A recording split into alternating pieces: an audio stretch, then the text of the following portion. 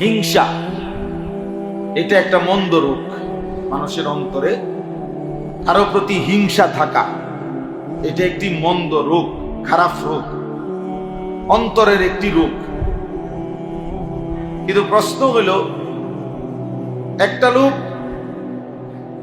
বাহ্যিক শরীর দিয়া, অঙ্গ প্রত্যঙ্গ দিয়া, হাত পাও চোখ কান দিয়ে যে গুনাহ করে, ওইটা যা গুনাহ করে ওই গুনারই শাস্তি, ওই গুনারই গুনাহ, ওই পাপের লেখা হয়। কিন্তু তার তো আরো অন্যান্য নেক আমল আছে, হাসরের ময়দানে ওইটাই হিসাব হবে। কিন্তু এই অন্তরের এই গুনাহটা, রোগটা, যেমন এই হিংসা, এটা যদি এমন হইতো যে কেউ কারো প্রতি হিংসা করছে, তো এখন এই হিংসার যে গুনাহ শুধু এটাই লেখা হয়েছে, তো তার বাকি আমল যেগুলো নামাজ, রোজা, হজ, যাকাত, এগুলোর যাকাত আছে, তাইরও একটা বিষয় ছিল।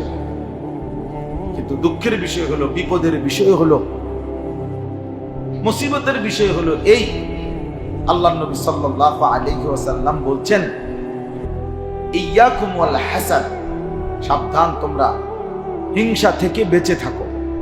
কেন? নবীজি সাল্লাল্লাহু আলাইহি ওয়াসাল্লাম বলেন, ফা ইন্নাল হাসাদা ইয়াকুলুল হাসানাত কামা তাকুলুন নারু আল হাতাব। এই কথাটা ভয়ানক। নবী সাল্লাল্লাহু আলাইহি ওয়াসাল্লাম বলেন, নিশ্চয়ই হিংসা মানুষের সমস্ত নেক আমলকে, নেকিকে এভাবে খেয়ে ফেলে, নষ্ট করে ফেলে, যেভাবে শুকনো লাকড়ির মধ্যে আগুন লাগাইলে নিমিষেই শুকনো আগুন জ্বলে পড়ে ছাই হয়ে যায়।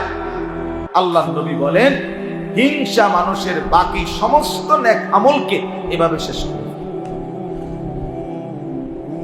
তাইলে বিষয়টা যদি শুধু যেটা করছি এটার গুনাহ হইতো, তাইলেও তো একটা কথা ছিল, কিন্তু এইটা তো আমার বাকি নেক আমল সবগুলোকে কি করে দিল? নষ্ট করে। তাইলে এখন বাহ্যিক হাত পাও চোখ দিয়া যে গুনাহ করে, কারো কোনো কিছু অন্যায়ভাবে নিয়ে নিল হাত দিয়ে, তো এটা গুনাহ। কিন্তু এটার গুনাহ, কিন্তু অন্য নেক আমল আছে না। কিন্তু হিংসা করলো দিল দিয়া, এটা শুধু হিংসার গুনাহ লেখা হবে এটা না, বরং এটা তার বাকি নেক আমলগুলোকেও খেয়ে ফেলবে, নষ্ট করে ফেলবে, বরবাদ করে ফেলবে। এই জন্য বাহ্যিক অঙ্গ প্রত্যঙ্গের যে রোগ মানে গুনাহ, এগুলোর থেকে যেরকম বিরত থাকা, তার চাইতে 100 গুণ, 1000 গুণ, লক্ষ গুণ অন্তরের মধ্যে যে রোগ, তার থেকে বিরত থাকা। কুরআনুল কারীমের 29 নম্বর পারা, 73 নম্বর সূরা, সূরায়ে মুজাম্মিল, এই সূরার শুরু থেকে কয়েকটি আয়াত আমি তেলাওয়াত করেছি। এই আয়াতগুলোর আলোকেই সামান্য কিছু কথা আমরা আলোচনা করতে চাই। আল্লাহ তাআলা আমাদেরকে তৌফিক দান করুন। এই সূরার শুরুতে একটি শব্দ আছে, একটি আয়াত, ইয়া আইয়ুহাল মুজাম্মিল, হে চাদর আবৃত, কম্বল আবৃত। তো তাফসীরের মধ্যে আছে এখানে এর দ্বারা মহান আল্লাহ পাক রব্বুল আলামিন আমাদের প্রিয় নবী সাল্লাল্লাহু আলাইহি ওয়াসাল্লামকেই উদ্দেশ্য করেছেন। নবী সাল্লাল্লাহু আলাইহি ওয়াসাল্লামকে সম্বোধন করে আল্লাহ তাআলা ডাক দিয়েছেন। নবীজি সাল্লাল্লাহু আলাইহি ওয়াসাল্লাম কম্বল বা চাদর গায়ে দিয়ে শুয়েছেন। এই অবস্থায় আল্লাহ তাআলা নবী সাল্লাল্লাহু আলাইহি ওয়াসাল্লামকে ডাক দিয়েছেন।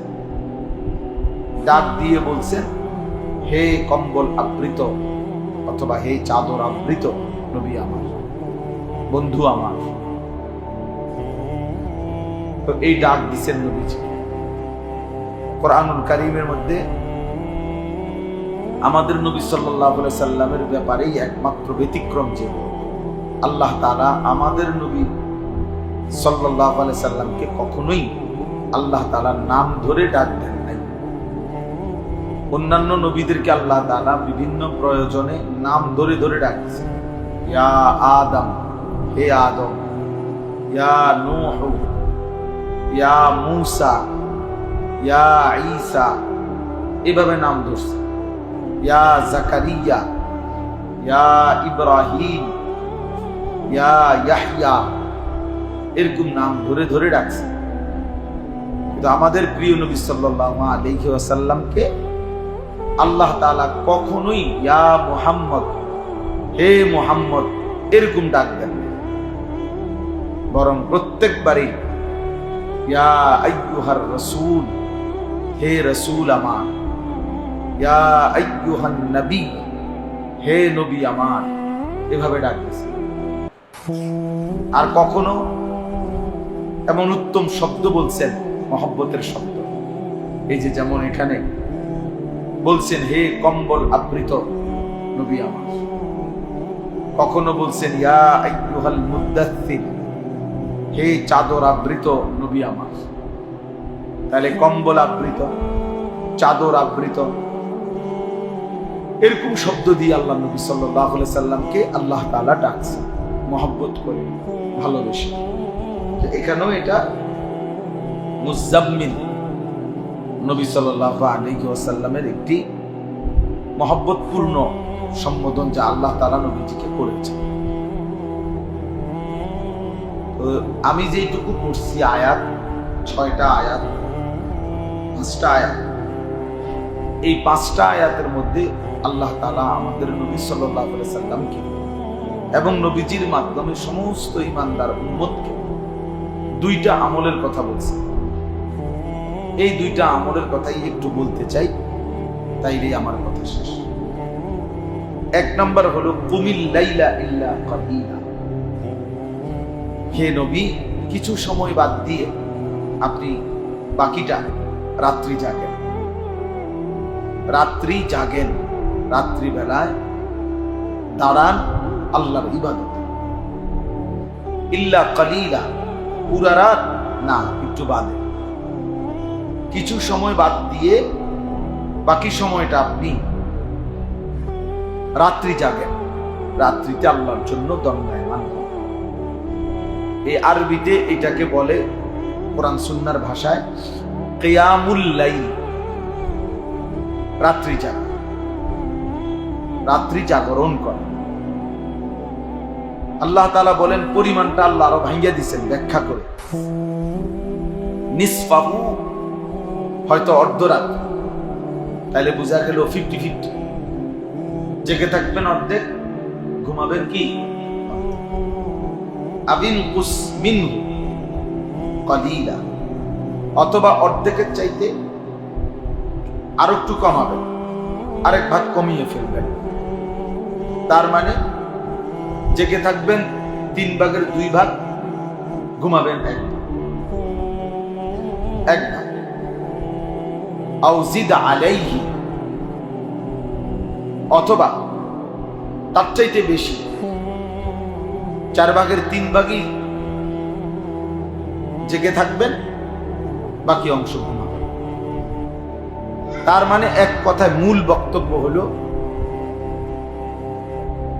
1/3 হোক, অর্ধাংশ হোক, 2/3 হোক, মূল বক্তব্য এটাই, পুরা রাত্রি ঘুমাবেন না। পুরো রাত্রি একজন মুমিন ঘুমাবে না, বরং কিছু সময়ের জন্য মহান আল্লাহ পাকের ইবাদত, রাত্রিকালীন কিয়াম বন্দেগীর জন্য, সেজদার জন্য হে নবী আপনি দাঁড়ান। তাইলে এটাই প্রথম আমল, কিয়ামুল লাইল, রাত্রি জাগরণ করা। আমাদের নবী সাল্লাল্লাহু আলাইহি সাল্লামের প্রতি আল্লাহ তাআলার আদেশ, এবং নবীজি সাল্লাল্লাহু আলাইহি সাল্লামের মাধ্যমে আমাদের জন্য আদেশ। এরপরে আল্লাহ তাআলা বলেন দ্বিতীয় আমল হলো ওয়ারাত্তিলিল কুরআনা তারতিলা। আপনি রাত্রি জাগবেন, তো রাত্রি জেগে কি করবেন? কোরআনুল কারীমের বিশুদ্ধ নির্ভুল তিলাওয়াত করবেন। লম্বা কোরআন তেলাওয়াত করবেন, 1 ঘন্টা 2 ঘন্টা 3 ঘন্টা নামাজে দাঁড়িয়ে অথবা এমনি জেগে থাকেন, তবে কোরআনুল কারীমের বিশুদ্ধ নির্ভুল নিখুঁত তেলাওয়াত করুন। ধীরে ধীরে বুঝে বুঝে শুনে শুনে আন্তরিকতা দরদ নিয়ে বিশুদ্ধতার সাথে নির্ভুলতার সাথে কোরআনুল কারীম তেলাওয়াত করা, এটাই হচ্ছে তারতিলুল কোরআন, তিলাওয়াতুল কোরআন। সবচেয়ে সর্বোচ্চ তেলাওয়াত হলো কোরআনের সবচেয়ে হক আদায় করে তেলাওয়াত হয় যখন ব্যক্তি এভাবে পড়ে যে পড়তে পড়তেছে অর্থ বুঝতেছে। মূলত তেলাওয়াত কিতাবের মধ্যে আছে, তেলাওয়াত তালায়াতলু এই শব্দের অর্থ হলো কোনো কিছুর পিছনে পড়া, অর্থাৎ কোরআনুল কারীম এভাবে তেলাওয়াত করতেছে যেন অর্থটা তার পিছনে পিছনে চলতেছে, অর্থটা সে বুঝতেছে, মজা পাইতেছে। তাইলে দ্বিতীয় আমল হইল তিলাওয়াতুল কোরআন, কোরআনুল কারীমের তেলাওয়াত। এই দুইটা আমল, একটা হলো কিয়ামুল লাইল, রাত্রি জাগরণ করা, আরেকটা হলো তিলাওয়াতুল কোরআন, কোরআনুল কারীম তেলাওয়াত। আল্লাহ তাআলা বলেন ইন্না সানুলকি আলাইকা কওলান সাকিলা, আমি যে আপনার কাছে কোরআন নাজিল করছি এটা বড় ভারী কথা, উঁচা কথা, দামি কথা, বহুত ওজনদার, বহুতই মূল্যবান, বহুত ভারী। কওলান সাকিলা, বড় ভারী কথা, ওজনওয়ালা কথা। তাহলে অতএব মামুলি কোনো বিষয় মনে করবেন না কোরআনকে, বরং আল্লাহ তাআলা বলেন এটা অনেক ভারী কথা, অনেক উঁচা কথা, ওজনদার কথা আমি আপনার কাছে পাঠাচ্ছি। আর রাত্রিবেলা একটু বেশি কোরআন তেলাওয়াত করতে কেন বললেন? রাত্রি জাগতে কেন বললেন? আল্লাহ তাআলা বলেন ইন্না নাশিআতাল লাইলি হিয়া আশাদ্দু ওয়াতআন ওয়া আকওয়ামু কিলা, নিশ্চয়ই রাত্রি জাগা, রাত্রিতে বন্দিগি করা, গভীর রজনীতে সেজদা করা, তেলাওয়াত করা, আল্লাহকে ডাকা। আল্লাহ তাআলা নিজেই বলেন মানুষের মনের যেই চাহিদা, নফসের যেই চাহিদা, অর্থাৎ মনের যেই কুমন্ত্রণা, নফসের ভিতরে, প্রত্যেকের ভিতরে যে গুনাহের চাহিদা, এটা দমন করার জন্য, স্থিমিত করার জন্য আল্লাহ তাআলা বলেন এই রাত্রি জাগরণ এবং রাত জেগে কোরআনুল কারীমের তিলাওয়াত এটা কার্যকর একটি ঔষধ, কার্যকর পন্থা।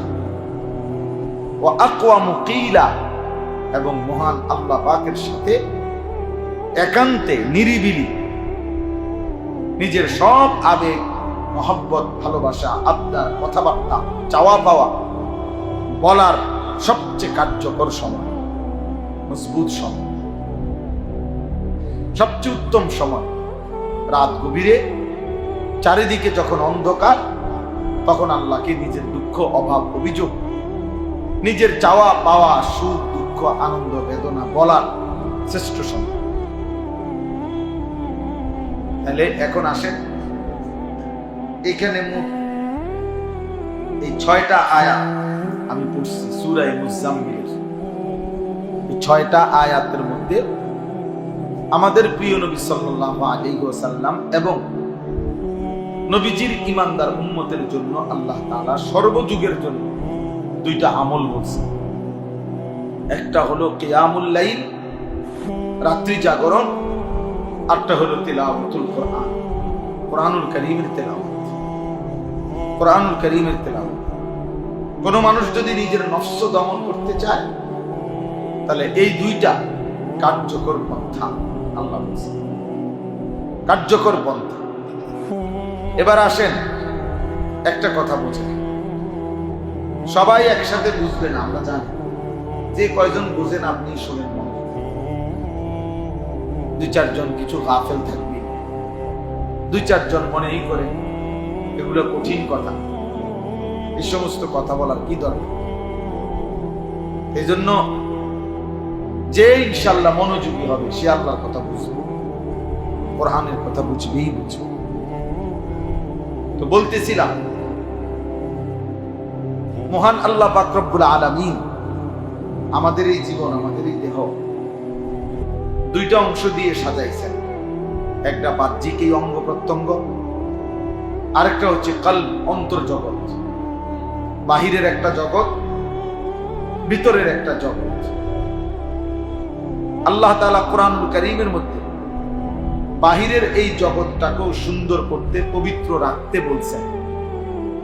আল্লাহ তাআলা অন্তর জগৎটাকেও, ভিতরটাকেও পবিত্র রাখতে বলছেন,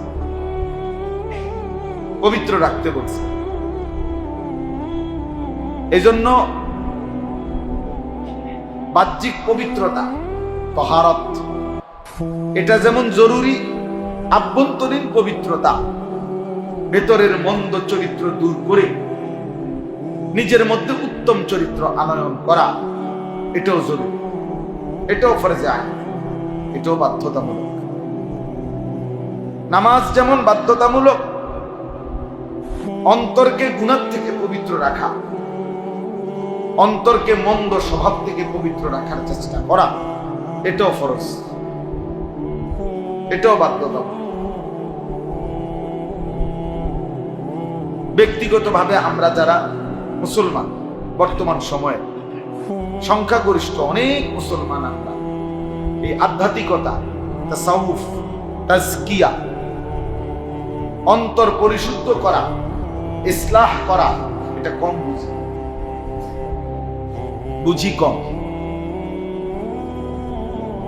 আমরা ব্যক্তিগতভাবে শরীর, জামা, চুল, প্যান্ট, শার্ট, কাপড় চোপড়, ঘরের আসবাবপত্র, ফার্নিচার, এগুলা যে পরিমাণ পরিষ্কার পরিচ্ছন্ন রাখতে পছন্দ করি, তার হাজার ভাগের, লাখো ভাগের এক ভাগও আমরা আমাদের দিল পরিষ্কার রাখতে ফিকির করি।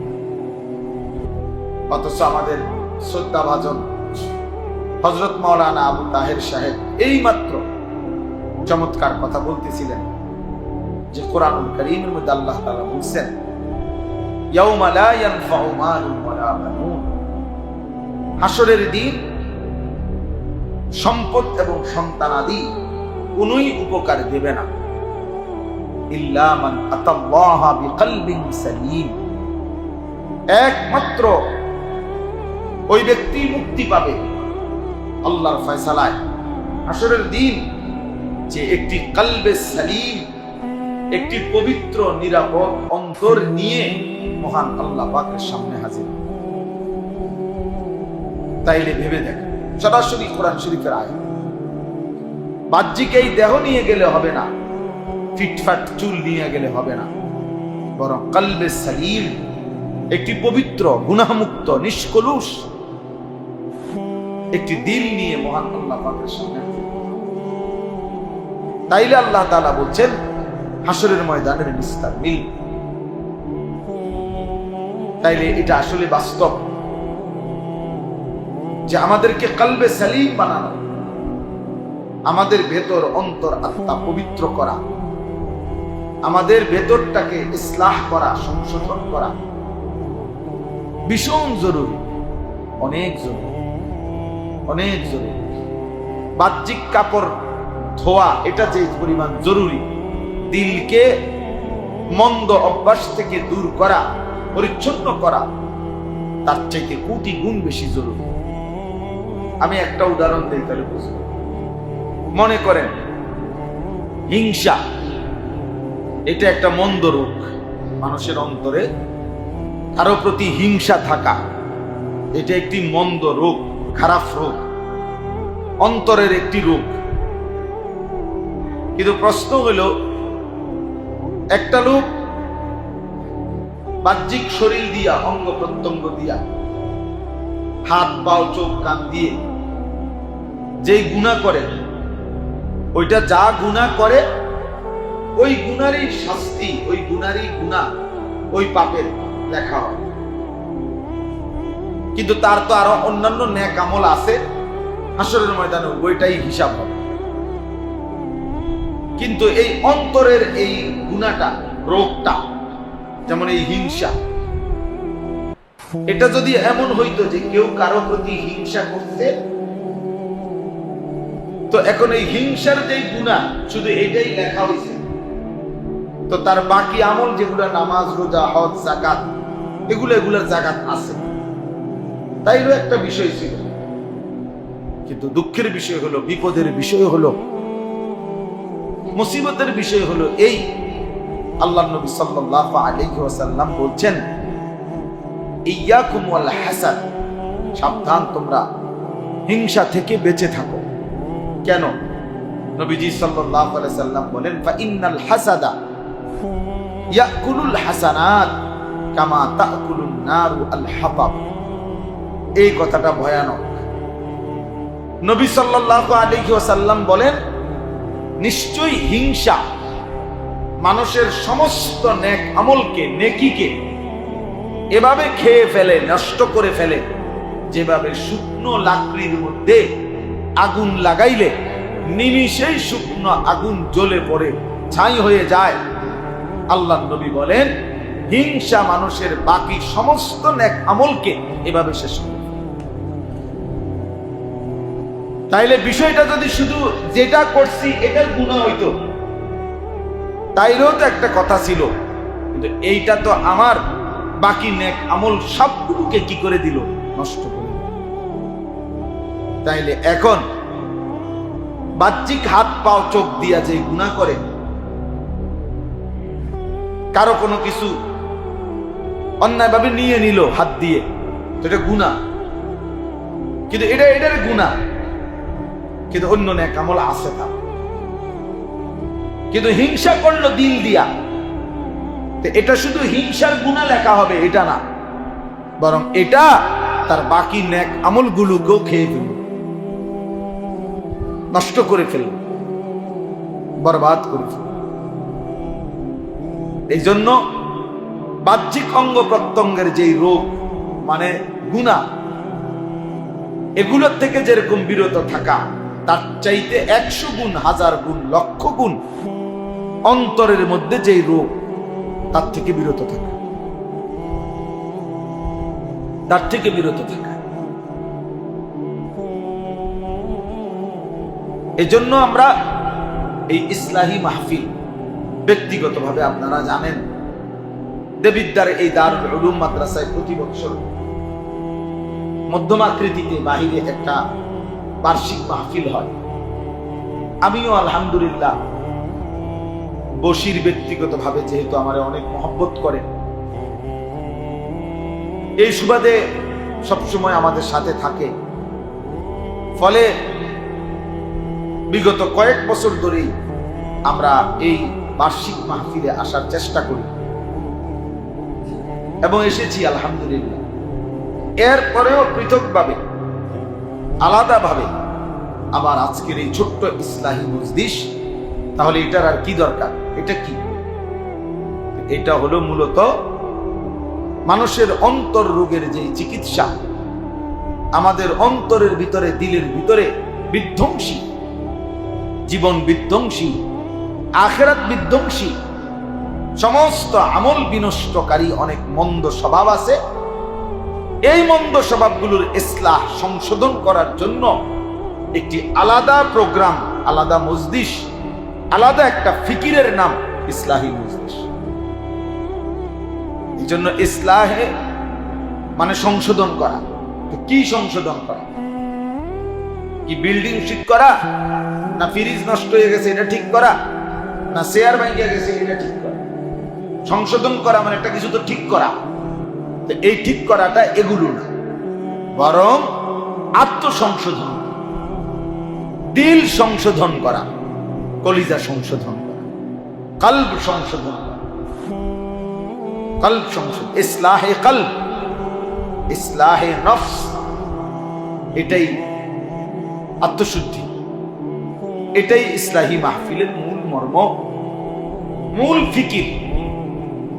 আমাদের সমাজের অনেক মানুষ, আমিও আপনিও, অসংখ্য মন্দ স্বভাব আমাদের ভেতরে আছে, অন্তরের রোগ, কিন্তু আমরা এগুলারে পাত্তাও দেই না, তেমন কিছু মনেও করি না। কিন্তু এটা বহুত বড় ক্ষতিকারক, বহুত বড় ক্ষতিকারক, বহুত বড় ক্ষতিকারক। আমাদের মধ্যে গীবতের স্বভাব, এটা আমাদের একটা আভ্যন্তরীণ রোগ, যে অপরের কল্যাণ, অপরের যেই কোনো ভালো আমরা সহ্য করতে পারি না, ফলে আমরা তার বদনাম ছড়াইতে থাকি।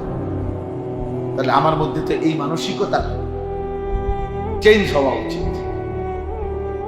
আমি যদি অপরের কল্যাণই না ভাবি, তো এটা কেমন আখলাক হইল, কেমন গুণ হইল? এরকম অসংখ্য মন্দ স্বভাব আমাদের দিলের মধ্যে আছে। এগুলোকে দূর করার মেহনত হলো এই ইসলাহি মেহনত, খানকাহি মেহনত, আউলিয়ায়ে কেরামের মেহনত, পীর বুজুর্গদের মেহনত। এটা ইদানিং কালে যত বেশি আমরা বস্তুবাদী হয়ে যাচ্ছি, মোবাইল, আধুনিকতা, ঢং ঢুং, রং ঢং, চাকচিক্য, হ্যাঁ। ওই দিন আমি একজনের, এমনি বুঝানোর জন্য বলতেছি, একজনের বক্তব্য শুনছি আমি মোবাইলে, আমার দেখাইল। উনি একটা প্রতিষ্ঠানে বাচ্চাদেরকে কোরআন সুন্নাহর জ্ঞানী করবে, ইসলামিক স্কুল কি যেন নাম, এটা উনি এইটার উপরে, এই প্রিন্সিপাল বা প্রতিষ্ঠাতা যিনি, উনি প্রায় 30 মিনিটের কম হবে না, উনি এটা বুঝাইছে আর কি, যে বাচ্চাদেরকে কোরআন সুন্নাহর আলোকে আলোকিত করবে ইসলাম স্কুলের পরেও। এখন আমি ওনার এই বক্তব্যটা শুনছি পুরাটা, মনোযোগ দিয়ে একেবারে পুরাটা। এখন আমি খুব খেয়াল করছি, তাকাইয়া শুনছি, লক্ষ্য করলাম এই যে 40 মিনিট উনি বক্তব্য দিল, প্রতিটা লাইনের মধ্যে, প্রত্যেক লাইন কথার মধ্যে উনি 3টা-4টা করে ইংরেজি শব্দই বলছে। কিন্তু 40 মিনিটে উনার মুখ দিয়া একটা কোরআন শরীফের আয়াত কিংবা রাসূলুল্লাহ সাল্লাল্লাহু আলাইহি সাল্লামের হাদিস আমি শুনি না। উনি তার বাচ্চা করে কোরআন সুন্নাহর জ্ঞান।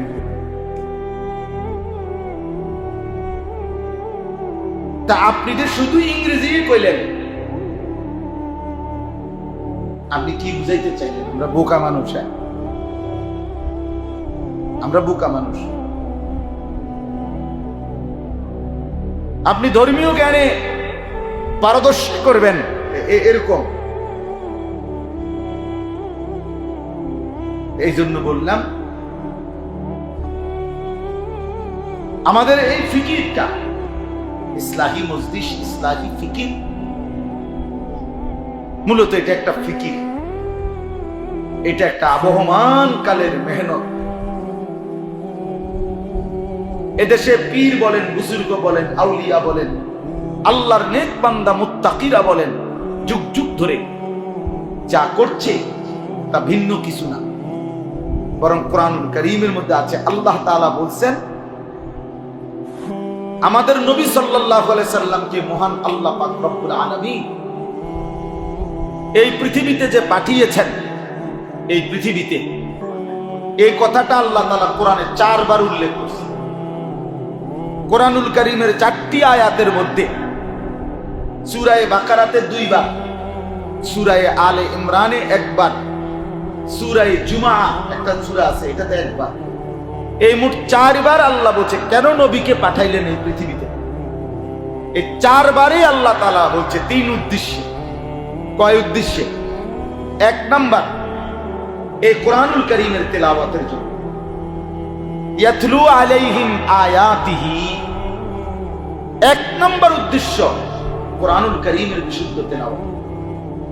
উম্মতের প্রত্যেকটা সদস্য, মুসলমানের প্রত্যেক সদস্য, ইমানদারের প্রতিটা সদস্য, ওই দোস্ত এখানে কথা বলো না, ওই ভাই এই নওজোয়ান, এটা মসজিদ, ব্যক্তিগত কথা বললো না, নিজস্ব কথা থাকলে বাইরে যাও।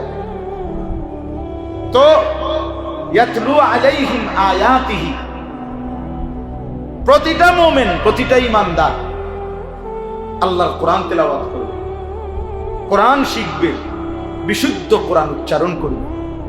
আপনি একটা ভাবেন তো, যদি 2 লাখ সাহাবী থাকে, কথার কথা 1.5 লাখ সাহাবী ছিল মনে করেন নবী সাল্লাল্লাহু আলাইহি সাল্লামের, এর মধ্যে আপনার কি মনে হয় কয় পার্সেন্ট কোরআন শরীফ শুদ্ধ করতে পারতেন? কয় পার্সেন্ট? 100%।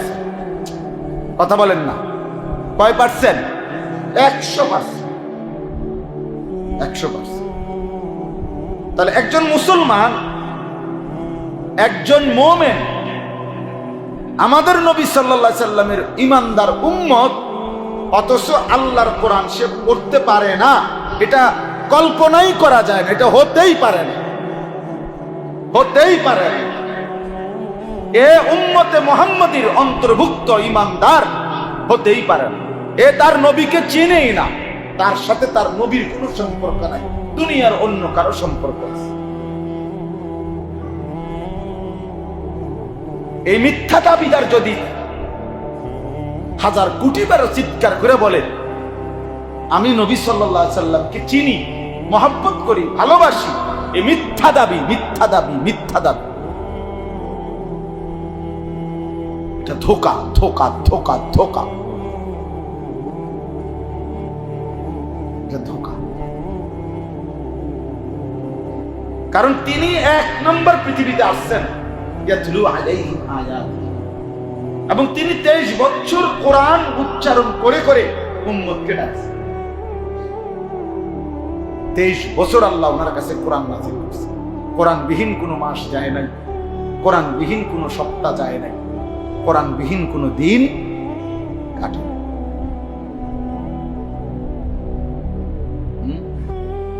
আমরা বুঝে নিছি যে আমাদের মধ্যে 2টা দল হবে, একদল হুজুর হবে মাদ্রাসায়, ওনারা কোরআন শরীফ শুদ্ধ পড়বে, আরেক দল হবে জেনারেল শিক্ষিত, স্কুল কলেজে পড়বে, ওনাদের ইংরেজি উচ্চারণ শুদ্ধ হবে, বাংলা উচ্চারণ শুদ্ধ হবে, শুধু কোরআন অশুদ্ধ হবে। এবং এটা কোনো দোষণীয় না, এটা কোনো আপত্তি করার মতো কোনো বিষয় না, যেহেতু তারা জেনারেল শিক্ষিত, এটা কোনো আপত্তির কোনো বিষয় না,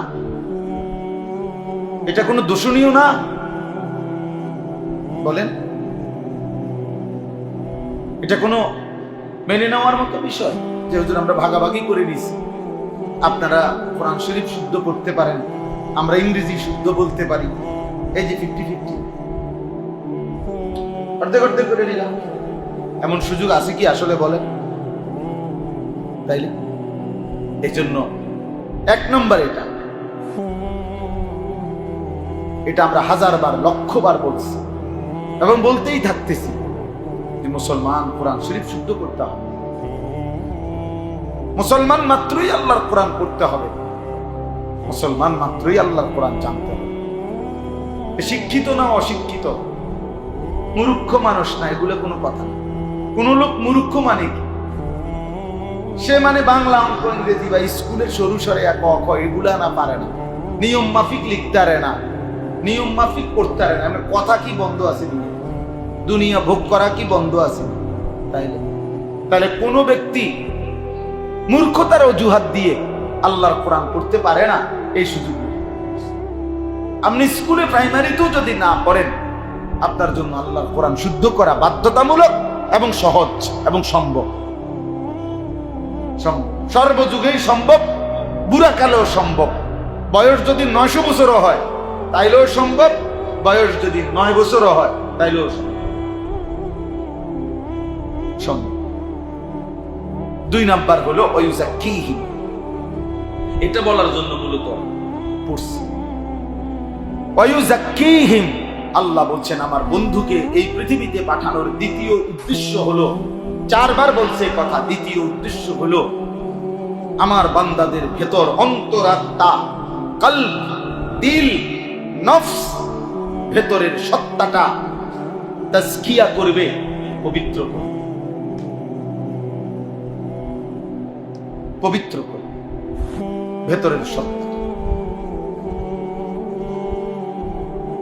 ওয়ায়ুযাক্কিহিম, ওয়ায়ুযাক্কিহিম। 3 নাম্বার হলো ওয়ায়ুআল্লিমুহুমুল কিতাবা ওয়াল হিকমা, কোরআন এবং সুন্নাহর তালিম দেবে, মানে বাস্তব প্রশিক্ষণ দেবে, বাস্তব শিখায় দিবে। কোরআনের এই কথা এভাবে মানো, এটা এভাবে মানো, এটা এভাবে করো, এটাকে বলে রুকু, এটাকে বলে সেজদা। এভাবে প্রত্যেকটা জিনিসকে ইঞ্চি ইঞ্চি বুঝায় দেওয়া। বাম পায়ে বাথরুমে ঢুকো, ডান পায়ে বের হও, হ্যাঁ, ডান পায়ে মসজিদে ঢুকো, বাম পায়ে বের হও, ডান দিকে কাত হয়ে ঘুমাও। এইভাবে মনে করেন একবারে জীবনের সবকিছু নড়া চড়া উঠা বসা কোরআন সুন্নাহর আলোকে আল্লাহ পাকের মর্জি মতে শিখায় দেওয়া, তালিম দিয়ে দেওয়া, প্রশিক্ষণ দিয়ে দেওয়া, প্র্যাকটিক্যাল বুঝায় দেওয়া। আল্লাহ বলেন এই উদ্দেশ্যে আমি আমার রাসূলকে পাঠিয়েছি। তো কয়টা হইল?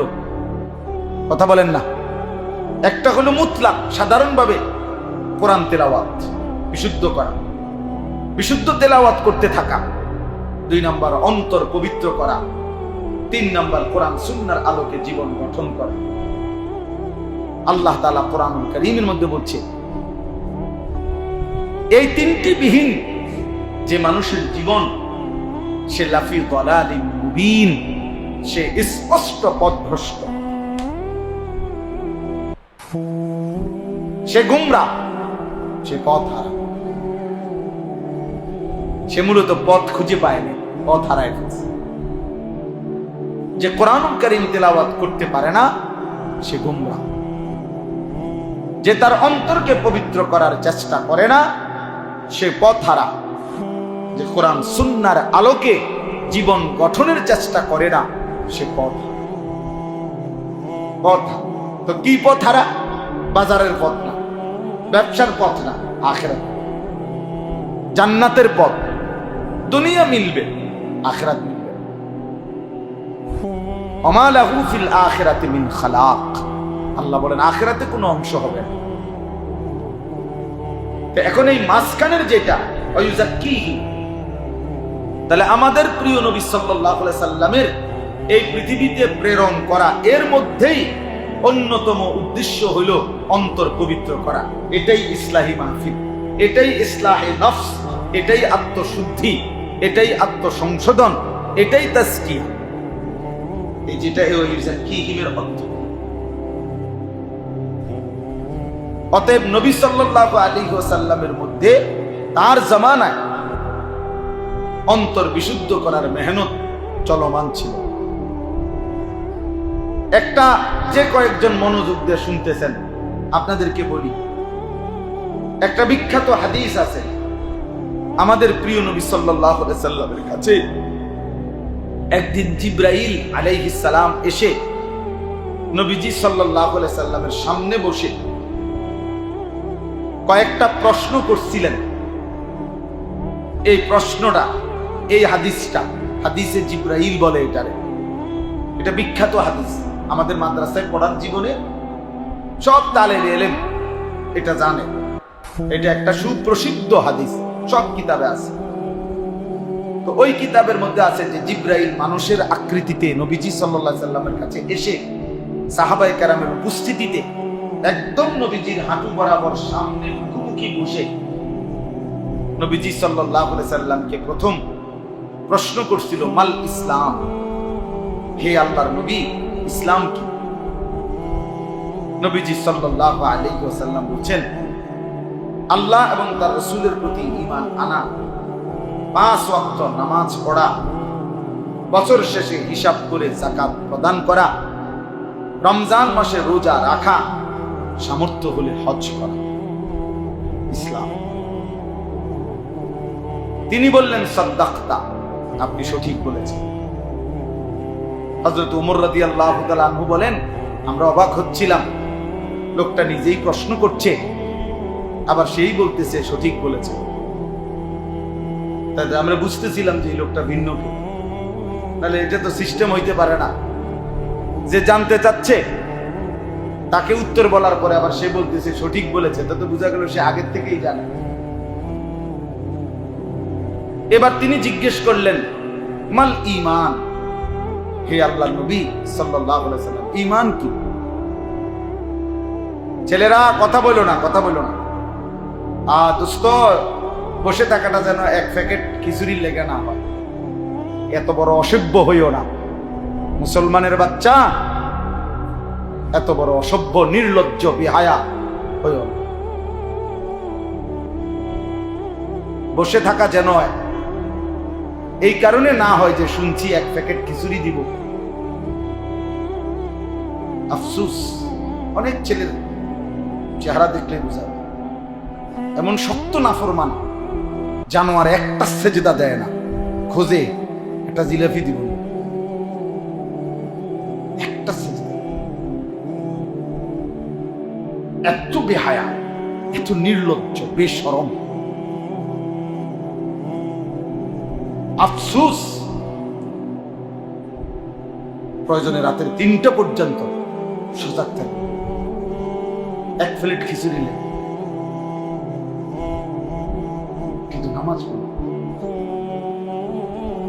সেজদা দিবে। কি পরিমাণ নিকৃষ্ট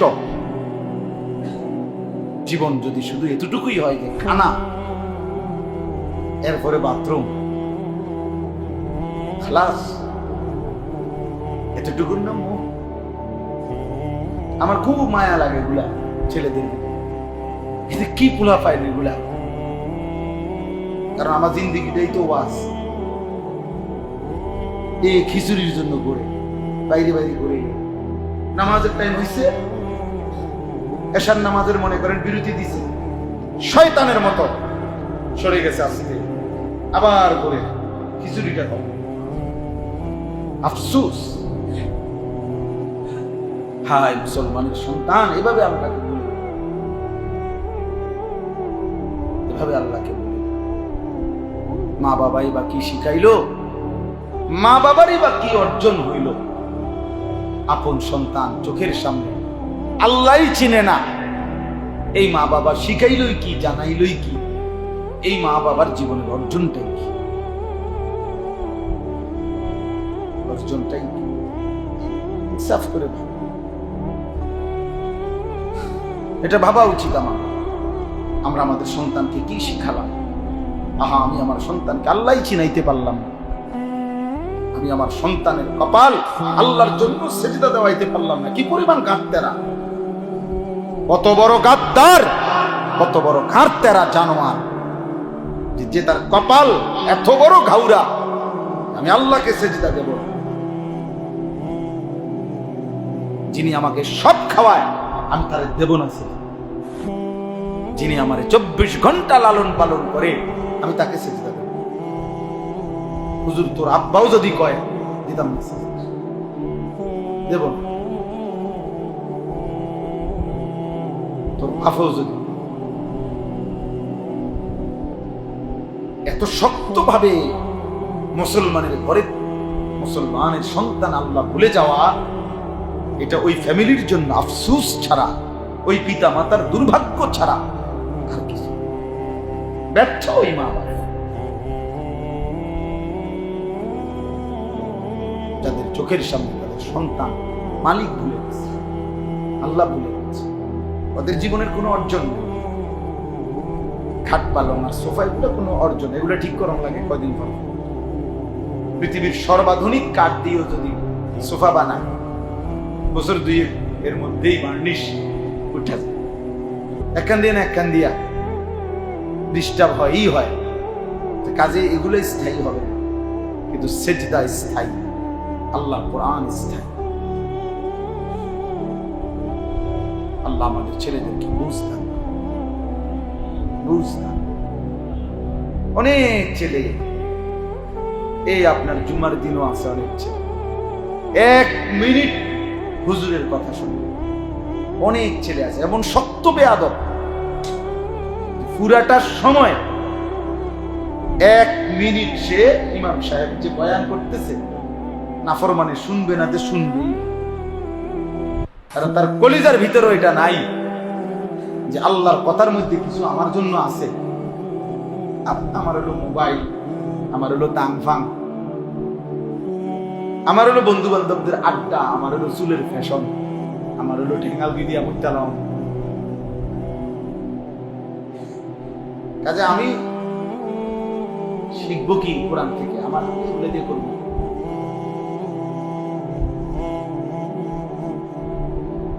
আফসোস। তো আল্লাহ নবী সাল্লাল্লাহু আলাইহি সাল্লাম সাহাবী আরে জিবরাইল ওনাকে জিজ্ঞেস করলেন, মাল ঈমান? দ্বিতীয় প্রশ্ন। নবী সাল্লাল্লাহু আলাইহি সাল্লাম বললেন, আন তুমিনা বিল্লাহি ওয়া মালাইকাতিহি ওয়া কুতুবিহি ওয়া রুসুলিহি ওয়াল ইয়াউমিল আখির ওয়াল কদরি খাইরিহি ওয়া শাররিহি মিনাল্লাহি তাআলা। আল্লাহর প্রতি ঈমান আনা, ফেরেশতাদের প্রতি ঈমান আনা, আল্লাহর আসমানি কিতাবের প্রতি ঈমান আনা, সমস্ত রাসূলগণের উপরে ঈমান আনা, আখিরাত দিবসের প্রতি ঈমান আনা, তাকদীরের ভালো মন্দের উপরে ঈমান আনা, এটাই ঈমান। এখন দেখেন, এক মানুষের জীবনের মোটা দাগের মৌলিক জিনিস এই দুইটাই, একটা হলো ঈমান আর একটা হলো ইসলাম। তো নবীজি তো এটা বলেই দিয়েছে, একটা হলো অন্তরের কিছু বিশ্বাস আর একটা হলো বাহ্যিক কিছু কর্মের আমল। কিন্তু এরপরে 3 নম্বরে জিবরাইল আরেকটা প্রশ্ন করছে, মাল ইহসান? ইয়া রাসূলুল্লাহ, ইহসান কি? নবীজি বলছেন, এই ইসলামের সমস্ত বন্দিগি, সমস্ত ইবাদত, আনতা আবুদাল্লাহা কাআন্নাকা তারাহু ফাইন লাম তাকুন তারাহু ফাইন্নাহু ইয়ারাক। এভাবে আল্লাহর ইবাদত করা, এভাবে নামাজ, এভাবে রোজা, এভাবে যাকাত, এভাবে হজ, এভাবে রুকু, এভাবে সেজদা, এভাবে জিকির, এভাবে তেলাওয়াত, এভাবে আল্লাহর বন্দিগি করা যেন তুমি সরাসরি আল্লাহকে দেখছো। যদি এতটুকু নাও পারো, কমপক্ষে এতটুকু তোমার কলিজার ভিতরে একদম মজবুত করে বসা আছে, আল্লাহ আমাকে দেখছে, আল্লাহ আমাকে দেখছেন, আল্লাহ আমাকে দেখছেন। আমার রুকু আল্লাহ দেখতেছেন, আমার সেজদা আল্লাহ দেখতেছেন, আমার রাত আল্লাহ দেখতেছেন, আমার দিন আল্লাহ দেখতেছেন, আমার হাসি আল্লাহ দেখতেছেন, আমার কান্না আল্লাহ দেখতেছেন, আমার মোবাইলের ছবি দেখা আল্লাহ দেখতেছেন, আমার নারীর উলঙ্গ ছবি দেখা আল্লাহ দেখতেছেন, আমার সাদাকা আল্লাহ দেখতেছেন, আমার জিকির আল্লাহ দেখতেছেন, আমার তাহাজ্জুদ আল্লাহ দেখতেছেন। কমপক্ষে এতটুকু, এর নিচে কোনো স্তর নাই। আমিও আল্লাহকে দেখতেছি না, আবার আমার অন্তরে এই কথাও নাই যে আল্লাহ আমাকে দেখতেছে, কোনোটাই নাই। এটা ঈমানও হয় না, ইসলামও হয় না।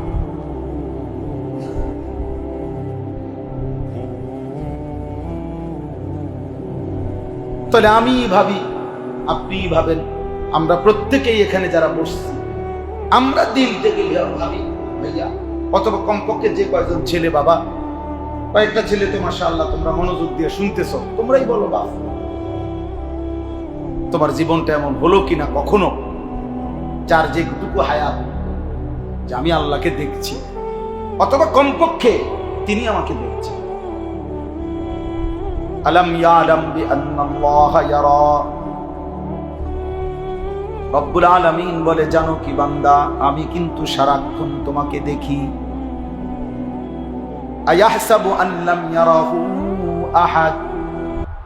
আল্লাহ বলে, আমার বান্দা কি ভেবেছো তোমাকে কি কেউ দেখছে না? তুমি কি এই ভেবেছো? তুমি কি এই মনে করেছো বান্দা তোমাকে কেউ দেখে না? কেমনে ভাবলা বান্দা, আমি তো সারাক্ষণ তোমাকে দেখি। লা তাখুযুহু সিনাতু ওয়ালা নাওম। আল্লাহ বলে, কোনদিন তো আমি তন্দ্রাও যাই না, ঘুমও যাই না। আল্লাযী ইয়ারাকা হিনা তাকুম। আল্লাহ বলে, বন্ধু নবী আমার, আপনি যখন নামাজের জন্য দাঁড়ান, আমি আপনাকে সরাসরি দেখতে থাকি, আপনাকে দেখি। ওয়া তাকাল্লুবাকা ফিস সাজিদিন। আল্লাহ বলে, বন্ধু আপনি যখন রুকু দেন, সেজদা দেন, আপনি যখন আমার বান্দাদের সাথে নামাজ আদায় করেন, আমি আপনার রুকুও দেখতে থাকি, সেজদাও দেখতে থাকি। আমি তো সব দেখতে থাকি বন্ধু। আল্লাহ যেন ডাক দিয়ে বলে, আমার বান্দা যখন মোবাইলে নাচ দেখছো, আমি কিন্তু দেখতেছি বান্দা।